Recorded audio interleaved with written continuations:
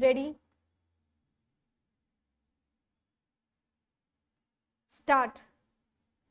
In such a situation, the grant of higher pay scale of rupees 4,500 to 7,000 is erroneous, as the very appointment of the petitioners is in jeopardy.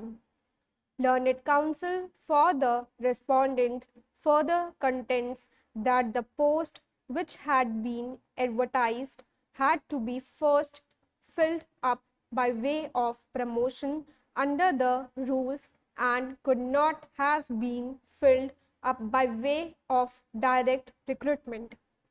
It is for this that the inquiry has been set up by the state government to find out as to how this advertisement was tailored in a way to offer the post of direct recruitment in the pay scale of rupees 4,000 to 6,000, and therefore if the petitioners have been given the benefit of a deliberate attempt to fill up the post through an incorrect advertisement, they should not be paid their salary in the higher pay scale, and as a matter of fact, their appointments are also against the rules.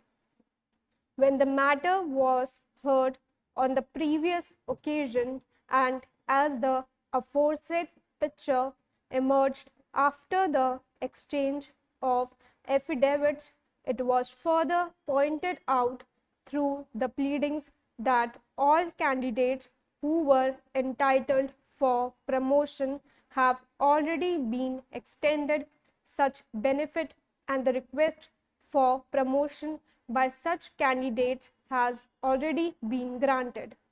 Hence, there is no occasion to cancel the appointments of the petitioners on any such ground, as all the candidates have already been accommodated and have been granted the said pay scale.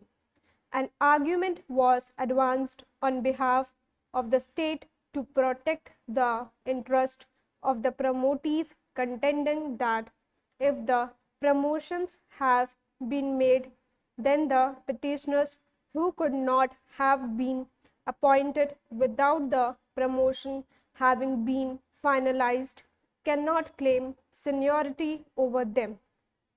Thus, the claim of seniority of the promotees was to be protected.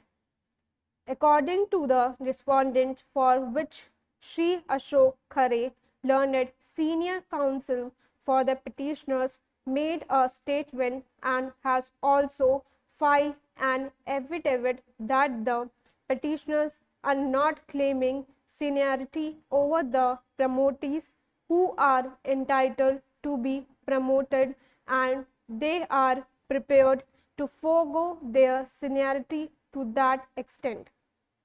After having heard learned counsel for the parties, it remains undisputed that the post against which the petitioners claim appointment are posts which had been advertised depicting a wrong pay scale. The question as to whether the pay scale was deliberately indicated in the advertisement or not is a subject matter of inquiry by the state government, and the said inquiry therefore cannot be preempted by this court at this stage. However, the fact remains that the process which has been followed is that of direct recruitment. There is no dispute between the parties that the qualification and eligibility of the post in question are fulfilled by the petitioners, and they were eligible for being considered to be appointed against the post of stenographers. The only dispute is as to whether the petitioners could have been offered appointment before the promotional candidates had been accommodated. The affidavits which had been filed on behalf of the petitioners do positively assert that all the candidates who were entitled for being considered to be promoted in the pay scale of rupees 4,500 to 7,000 have been extended the said benefit. If that situation has come, then the question is, should the appointment of the petitioners to be disturbed?